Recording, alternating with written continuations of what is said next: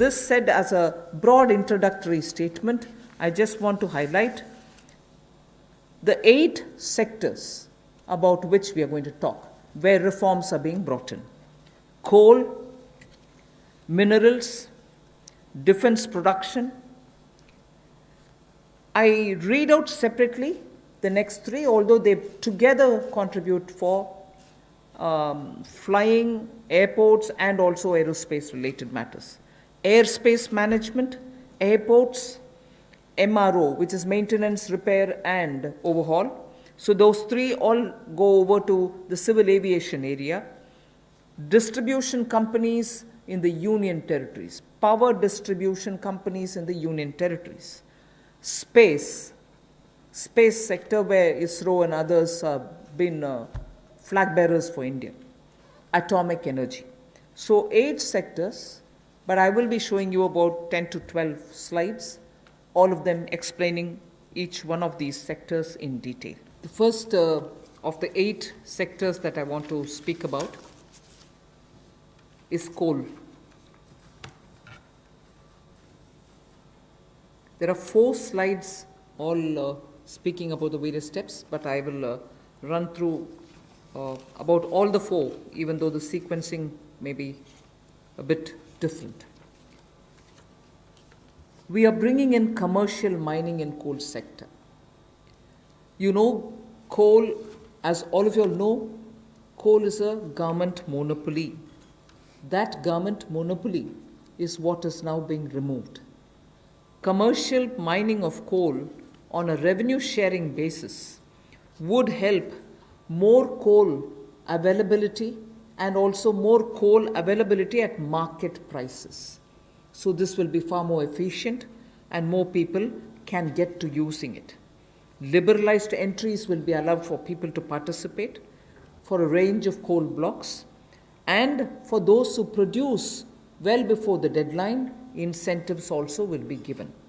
But let's first understand, if India, which is the 3rd richest or which has the 3rd largest and 3rd large valued coal availability in its mines, in untapped mines, meaning it has the 3rd valuable deposit of coal, and we still import coal, and we still sometimes feel that the energy sector is suffering because raw material is not available.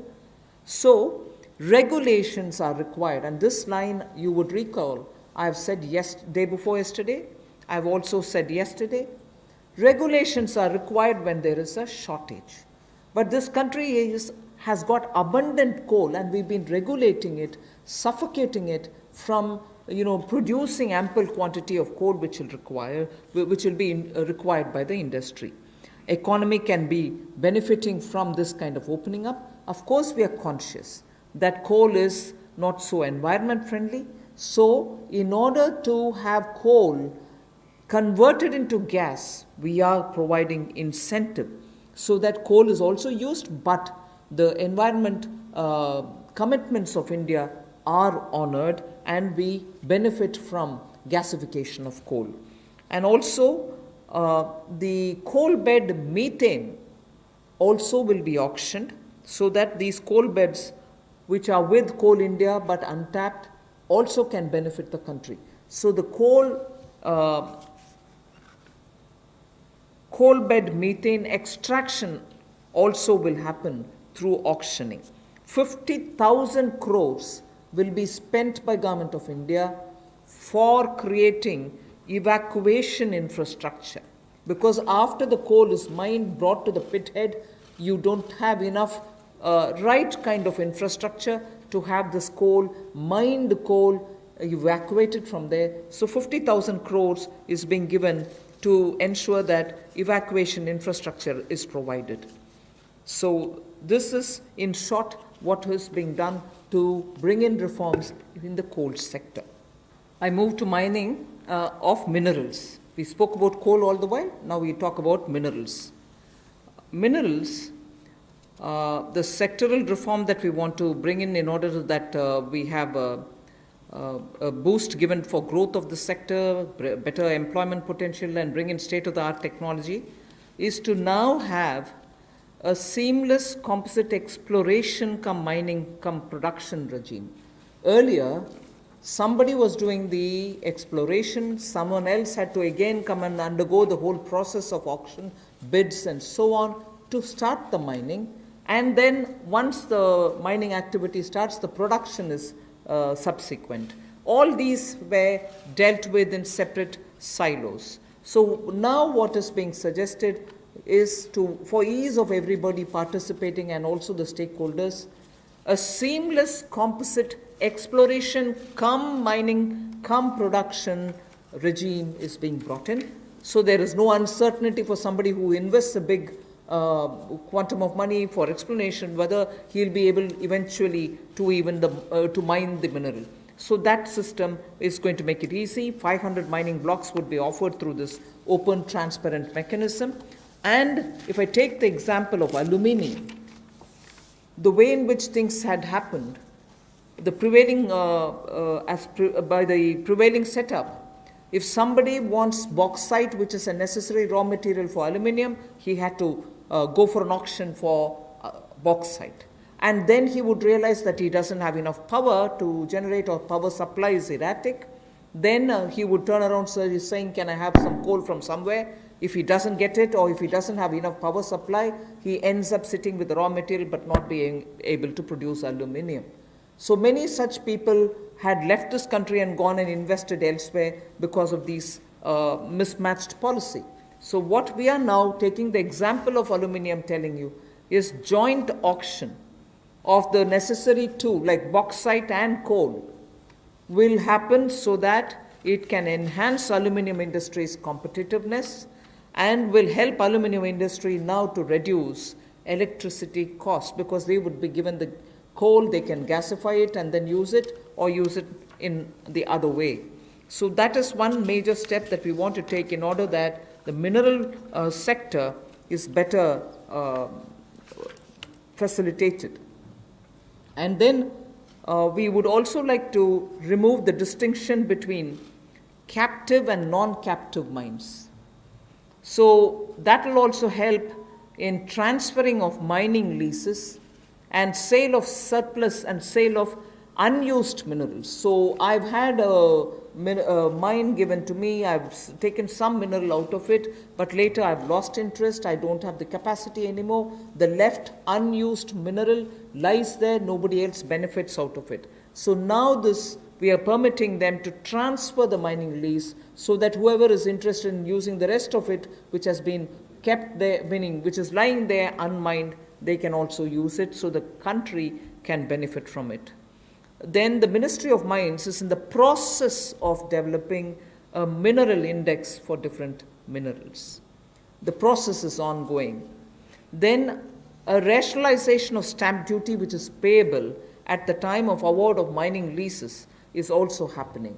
So these two slides have clearly told you about the various reform steps that we're taking in order that this country, which is rich in minerals, gets timely served by the availability of the minerals for the industries to benefit from. Make in India and self-reliance have now, as I said, become a partner in the sense of, for self-reliance, Make in India is absolutely necessary. And particularly when you're talking about critical industries like defense, we need to be self-reliant where we really can be. Of course, armed forces require best of equipments. They need some of the latest technology-driven equipments.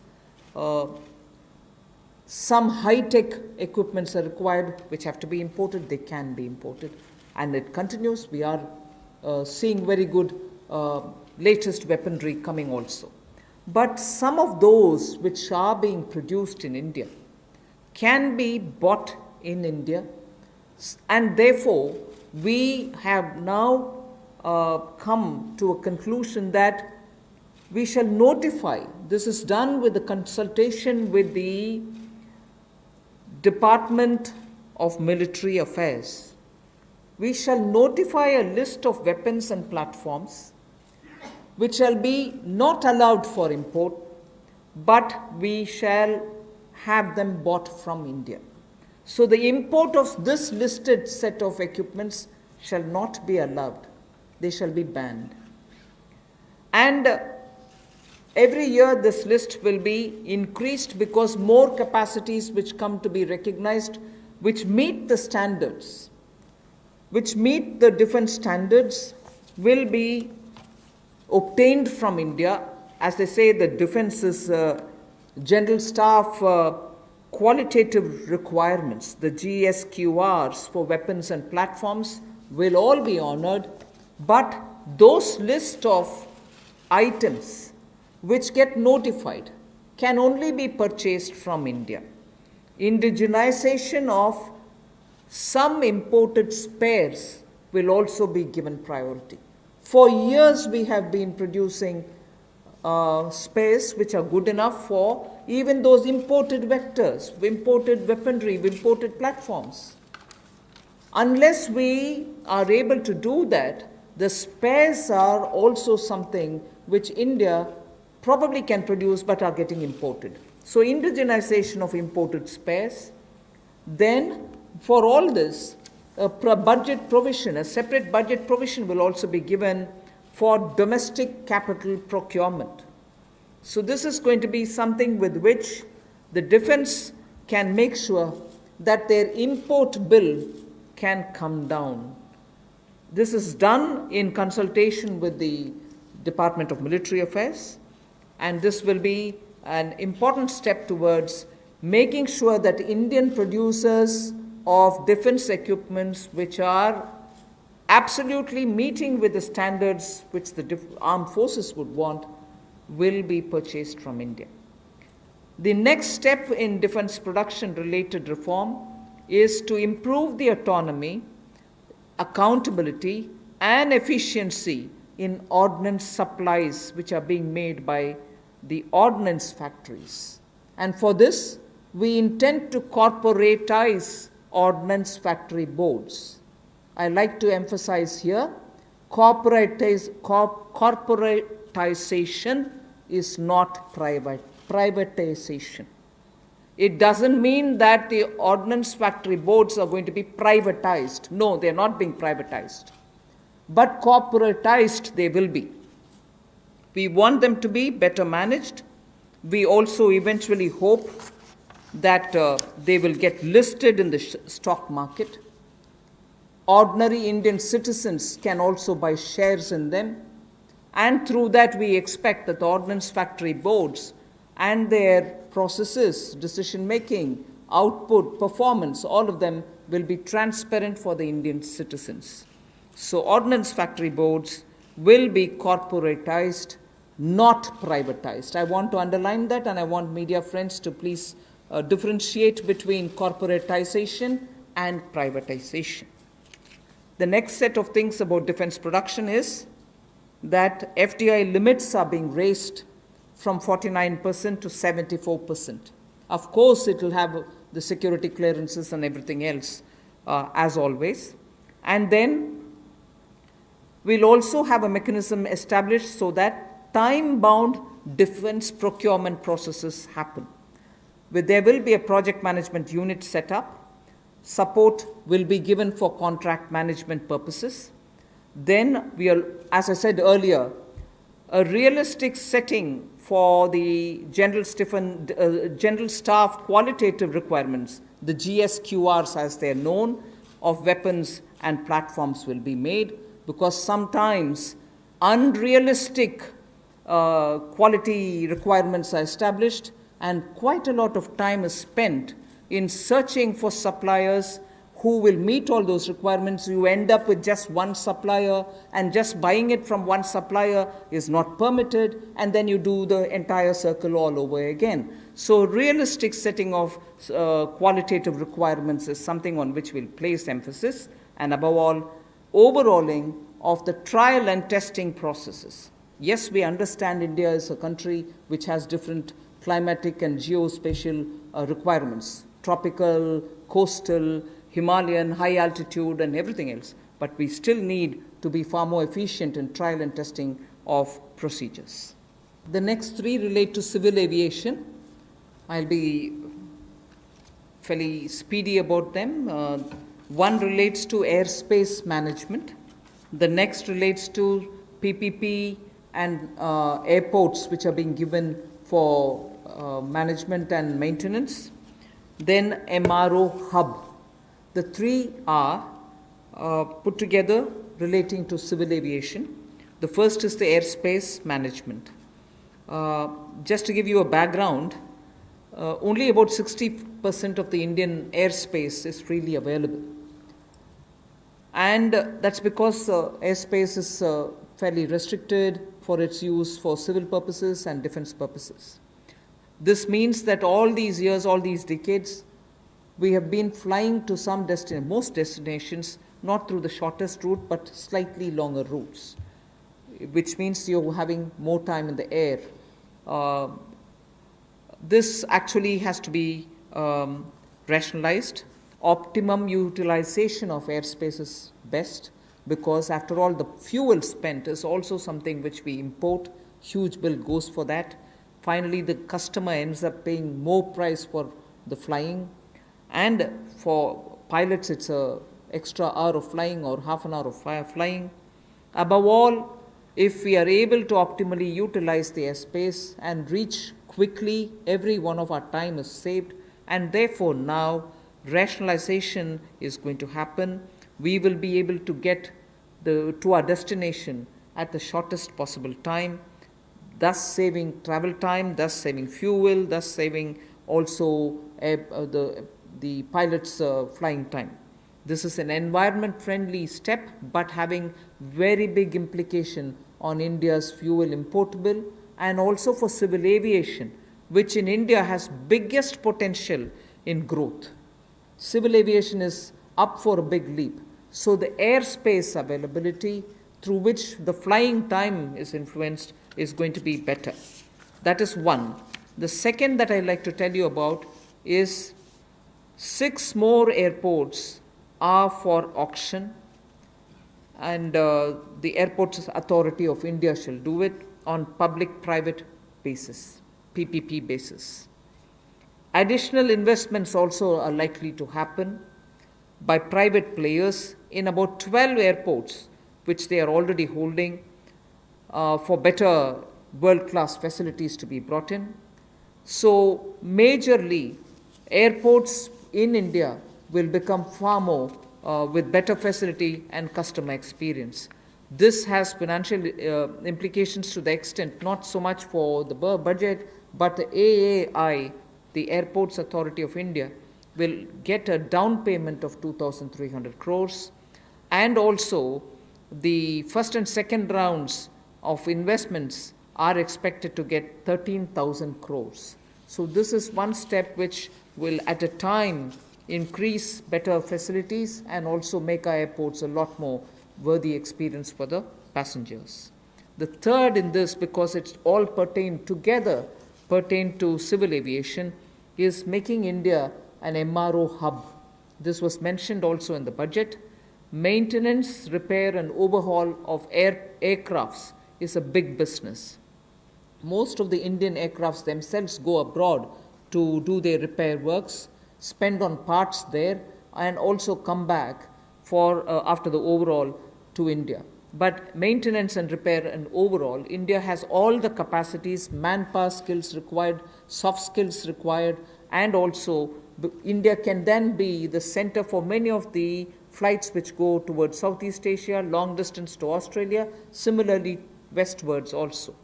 If we make sure that MRO's ecosystem is created in India, for which the tax regime has already been altered so that it favors setting up MRO in India, this is a major step that we want to make sure that India benefits from. And in this, not just civil aircrafts, but also defense aircrafts can also be benefiting from the MRO, which if we make India as a huge hub. Maintenance cost for all airlines will come down, and that again will have a ripple effect on the passengers. The travelers can probably pay less after that. So these are 3 put together reforms for the civil aviation sector. I move to talking about the next reform step. The power distribution companies in union territories shall be privatized. And that is likely to be also, it will be in line with the tariff policy which is soon to be announced. The tariff policy reform will of course talk about consumer rights. The inefficiencies of DISCOMs will not become a burden on consumers. DISCOMs will ensure adequate power. The standard of service that they provide will improve, and they will promote industry better by providing open access. Sustainability is an issue with power sector. We want to be sure that timely payments to the GenCos happen. You are aware that 90,000 crores have been given this time because DISCOMs were not able to pay or service their dues to the GenCos. Such disruptions or ups and downs should be avoided, and DBT also for subsidy receiving beneficiaries will be given directly, and smart prepaid meters will be set up, about which I had mentioned in the budget also.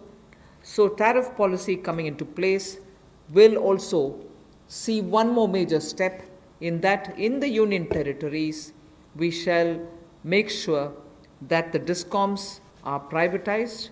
Suboptimal performance of power distribution and supply can never be in favor of the customer. So that is as regards power sector reforms. The next is on social infra projects. For creation of social infrastructure projects, which are like hospitals, because India needs a ramp up on social infrastructure, government has made a provision for 8,100 crores, which will, that will be the total outlay, which will be going in the form of viability gap funding. So in general, for most projects which are supported by government or states or the statutory bodies, 20% is what is given as viability gap funding. But in this case of social infrastructure, government has decided to give 30% viability gap funding. So the quantum is increased from 20 to 30%. Through this, we expect that the urgent requirement for social infrastructure all over the country is not just going to be developed by government, but also private enterprises will come in because of this viability gap funding which we want to provide, and that is an increased viability gap funding. The last two reform steps that I want to announce relate to space and space. The next one relates to atomic energy. First, in space, you know that India has had the benefit of an extraordinary institution such as the ISRO. ISRO has brought the nation a lot of laurels. However, today, private sector is also doing a lot of work in the space arena. A lot of individuals and startups have spent a lot of time developing space-related technologies. Unfortunately, because of the Indian regulations, they are even unable to use ISRO's available facilities for even testing their products. So what we want to do now, in order to provide level playing field for private companies, satellite launches and space-based services, we will make a provision for them to benefit from the assets which are available with the ISRO, and for India to benefit from it. We'll also provide predictable policy and regulatory environment for private players. We want them to be co-travelers with us, and therefore private sector is being encouraged. And also for future projects for planetary explorations and outer space travel, it will also be open for private sector. So in short, private sector is being given a good access to this space area where both government and private sector can work for a better Atmanirbhar Bharat. Another important aspect is there's a lot of geospatial data in India for Indians particularly like startups which are looking at doing a lot of irrigation work, drought-prone area development work, groundwater work. They don't most often get the data within India. They go getting it from abroad, data about India, paying through their nose for some good work that they do for India itself. So a liberal geospatial data policy is something which we like to work, and we want to provide remote sensing data to tech entrepreneurs, but of course with a lot of sense of caution, because this is a very sensitive area. We want to also give the benefit and the advantage to the Indian startups who are also doing pioneering work. The last step for today under the set of reforms that we are announcing is related to atomic energy related reforms. There shall be a research reactor in PPP model which will be established only for the production of medical isotopes. Now, medical isotopes are increasingly used in cancer treatment. In fact, India has earned a lot of goodwill from very many countries which had India supply them these isotopes. So, absolutely for promoting welfare of humanity through affordable treatment for cancer and other diseases, we shall be establishing a research reactor in PPP mode, and that will produce medical isotopes. The next is establishing facilities in, again, PPP mode. Atomic energy is completely with the government, but here are the ways in which we are bringing in the PPP mode, establishing facilities in PPP mode to use irradiation technology, the radiation technology, for food preservation. Radiation technology, as you know, at one point in time the government also was discussing it, and a lot of you all were asking us questions. In crops which are like perishable crops like onions, most often when there is a good crop, because of its short shelf life, they are normally sold at a absolutely low price, or they are left to rot. Whereas when you use radiation technology, we are able to provide it the necessary qualities with which it can be stored for a longer time. Shelf life of perishable goods like onions can be improved and longevity given. This is something on which technology development cum incubation centers being established now will also set up a kind of synergy between research facilities and tech entrepreneurs who can develop such technologies which will be used for very many daily use matters such as vegetables and fruits preservation and so on. So this pertains to reforms in atomic energy, and that's my last slide.